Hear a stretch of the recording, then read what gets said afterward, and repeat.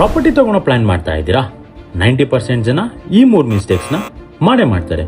ನೀವು ಈ ಮಿಸ್ಟೇಕ್ಸ್ನ ಮಾಡಬಾರ್ದು ಅಂತ ಅಂದ್ರೆ ಈ ರೀಲ್ನ ಪೂರ್ತಿಯಾಗಿ ನೋಡಿ. ನಮಸ್ಕಾರ investors, day 2 of learning about real ಎಸ್ಟೇಟ್ಗೆ ಸ್ವಾಗತ. ಮಿಸ್ಟೇಕ್ ನಂಬರ್ 1, ಪ್ರೈಸ್ ನ ನೋಡಿ ಎಕ್ಸೈಟ್ ಆಗೋದು. ಅಂದ್ರೆ ಕಮ್ಮಿ ಪ್ರೈಸ್ಗೆ ಜಾಗ ಸಿಗ್ತಾ ಇದೆ ಅಂತ ಪ್ರಾಪರ್ಟಿ ಅಪ್ರೂವಲ್ ನೋಡದೆ, ರೋಡ್ ಆಕ್ಸಿಸ್ ನೋಡದೆ, ಡೆವಲಪ್ಮೆಂಟ್ ನ ನೋಡದೆ, ಕಮ್ಮಿ ದುಡ್ಡಿಗೆ ಸಿಗ್ತಾ ಇದೆ ಅಂತ ನೀವೇನಾದ್ರೂ ಇನ್ವೆಸ್ಟ್ ಮಾಡಿದ್ರೆ ಫ್ಯೂಚರ್ ನಲ್ಲಿ problem guarantee. Mistake number 2, document verification.